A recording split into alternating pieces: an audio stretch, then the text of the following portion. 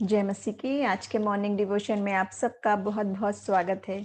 आज प्रभु का वचन हमसे बातचीत करना चाहता है। अपने मनों को तैयार करके, अपने मनों को तोड़ के ग्रहण करें प्रभु के वचन को।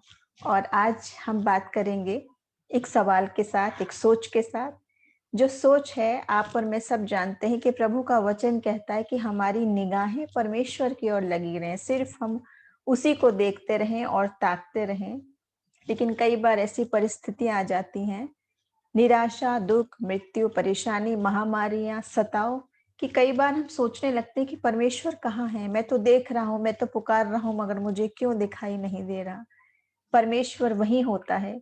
जैसे कि हम उदाहरण देखें एक सनफ्लावर का, एक सूरजमुखी के फूल का।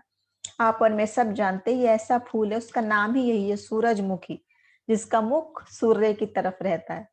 वो उसकी तरफ देखता रहता है, वो उसकी तरफ ताकता रहता है।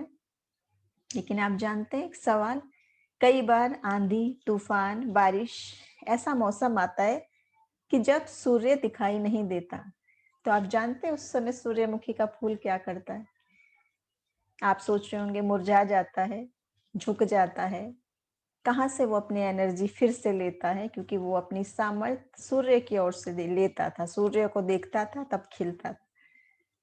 और उस स्थिति में हम जानते हैं कि सूर्य वही है, फूल भी वही है, सिर्फ बीच में आंधी, तूफान और बादल आ गए हैं जिससे उसको सूर्य दिखाई नहीं दे रहा।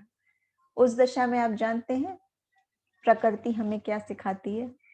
उस दशा में वो पुष्प जो है, वो फूल जो है, वो अपनी एनर्जी एक दूसरे फूल से लेता है। जब सूर्य नहीं दिखाई देता, वो इंतजार में रहता है, एनर्जी खत्म होने लगती है, तो उन फूलों के मुंह एक दूसरे की तरफ हो जाते हैं और वो एक दूसरे से एनर्जी लेने लगते हैं। मायने बात क्या है, जो वचन भी हमें बताता है, इसको समझे। नीति वचन 27 और उसका 17वां वचन हमें क्या कहता है? जैसे लोहा लोहे को चमका देता है, वैसे ही मनुष्य का मुख अपने मित्र की संगति से चमकदार हो जाता है। कैसे मित्र की? जो आपको इनकरेज करता है, जो आपके लिए प्रार्थना करता है, जो आपके सुख दुख में आपके साथ रहता है, जो आपको नहीं छोड़ता। बहुत सारी बातें वचन में है संगति के बारे में, फेलोशिप के बारे में। लेकिन मुख्य बात आज का वचन हमसे ये कह रहा है कि जैसे सूर्य है वहीं, उसने स्थिति नहीं बदली, ऐसा नहीं हुआ कि वो नहीं है वहां, मगर आंधी, तूफान, परेशानी में, बादलों में कई बार वो दिखाई नहीं दे रहा। उस दशा में सूरजमुखी त्यागता तो रहता है, इंतजार तो करता रहता है, लेकिन मायूस नहीं होता, क्योंकि वो संगति करता है एक दूसरे के साथ। जैसे वचन हमें बता रहा है, नीति वचन, कितनी बड़ी बात। जैसे लोहा लोहे को चमका देता है, धार लगा के रखता है, जंग नहीं पड़ने देता, वैसे ही एक विश्वासी दूसरे विश्वासी से जब कनेक्टेड रहता है, एक दूसरे को प्रार्थना में उठाए रहता है और वास्तव में प्रैक्टिकली भी सहायता करता है। क्योंकि वचन हमें बार बार बताता है, सिर्फ 2 आज्ञाएं सबसे मुख्य है। यीशु मसीह कहता है, पहला, सबसे पहले परमेश्वर से अपने संपूर्ण हृदय से, प्राण से प्रेम कर, और दूसरी, अपने पड़ोसी से भी अपने समान प्रेम कर। अपने समान, पड़ोसी मतलब संपूर्ण मानव जाति, जो भी आपको दिखाई देता, आपके संपर्क में है। उस दिशा में जब वो सूर्यमुखी की तरह देख तो रहे प्रभु को, प्रभु वही है, लेकिन बादलों ने, अंधकार ने, दुख, निराशा, परेशानी, मृत्यु ने, डिप्रेशन ने उसे घेर लिया है। उस वक्त हम विश्वासी एक दूसरे की संगति में रहें, प्रार्थना भी करें, उसको उठाएं भी, उसके साथ संगति भी करें और प्रैक्टिकली सहायता भी करें। कैसी सहायता? जैसे वचन कह रहा है, अपने समान, अपने पड़ोसी से अपने समान। इस विपत्ति के समय में जब हम निराशा में हैं, दुख में हैं, वचन हमें बार बार कह रहा है कि बिना कर्म के विश्वास मरा हुआ है। हमें साथ में विश्वास तो करना है, लेकिन कर्म भी करते रहना है, उन बातों का पालन भी करना है। क्योंकि वचन बार बार हमसे कहता है, वचन को सिर्फ सुनने वाले नहीं, उस पे चलने वाले बनो। तो आज का वचन छोटी सी बात है, छोटा सा वचन है, लेकिन बात बहुत बहुत गहरी है।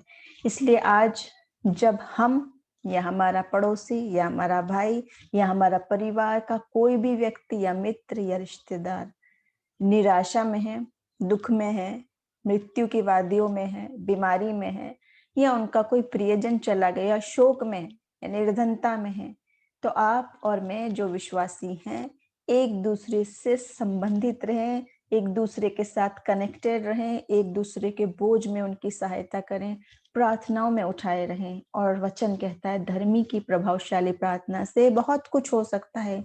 चेन प्रेयर में जब हम एक आत्मा में प्रार्थना करते हैं, वचन भी कहता है पृथ्वी पर 2 लोग एक मन होकर मांगेंगे तो उनके लिए हो जाएगा, मैं उनके बीच में उपस्थित होऊंगा। तो आज प्रभु का वचन ग्रहण करें मन से, सिर्फ उसको सुनने समझने वाले नहीं बल्कि उस पे चलने वाले। आज खोजे जरूर आपके आसपास, क्योंकि हम हर तरफ देख रहे निराशा, विनाश, दुख, मृत्यु, सताव, डिप्रेशन। सब लोग नेगेटिव विचारों में जब चले जा रहे हैं और सोचने लग रहे हैं प्रभु कहाँ है। सनफ्लावर तो उस सन की तरफ देख रहा है, सूरज जिसका मतलब है, लेकिन और आप और मैं किस सन की तरफ देखते हैं? SUN सन नहीं, SON सन, परमेश्वर के पुत्र की तरफ देखते हैं, यीशु मसीह की तरफ देखते हैं, जो हमको अपना पुत्र और पुत्री बना के रखता है, जो कहता है मैं ना तुम्हें छोड़ूंगा ना तुम्हें त्यागूंगा और मैं जगत के अंत तक तुम्हारे साथ हूँ। वो परमेश्वर वही है, उसने हमें नहीं छोड़ा है, उसने स्थान नहीं बदला है, वो वही है। लेकिन आज निराशा के अंधेरे में अगर आप नहीं देख पा रहे हैं तो एक दूसरे के साथ कनेक्टेड रहें, खासतौर से विश्वासियों के साथ जो आपको विश्वास में बढ़ाए रहे। वचन भी कहता है मित्र, इतनी धन्य बात है कि एक गिरे तो दूसरा उसको सहारा देता है, लेकिन हाय उस पर जो अकेला होकर गिरे और उससे कोई उठाने वाला ना हो। तो आज परमेश्वर ने आपको अवश्य किसी न किसी के लिए तैयार किया है और आपके लिए भी किसी न किसी को तैयार किया है, जो हम एक दूसरे के लिए प्रार्थना करें, एक दूसरे की मदद करें इस निराशा के समय में। जैसे वो फूल जो है अपनी एनर्जी एक दूसरे की तरफ देखता है, अब मुख प्रभु की ओर ही लगाना है, उसी से मांगते रहना है। लेकिन जब हम निराशा में चले जाए, इंसान है, परेशान है, दुख में चले जाते हैं, तो एक दूसरे को सहारा देते हैं, संगति देते हैं। जैसे वचन कहता है जैसे लोहा लोहे को शार्प रखता है, तेज धारदार रखता है, वैसे ही विश्वासी की संगति भी एक दूसरे को रखती है। प्रभु आज के वचन से हम सबको आशीष दे, हमारे साथ बने रहें। फिर से हम मौजूद होंगे एक नए विषय के साथ डेली डिवोशन में। प्रभु आप सबको आशीष दे। जय मसीह की।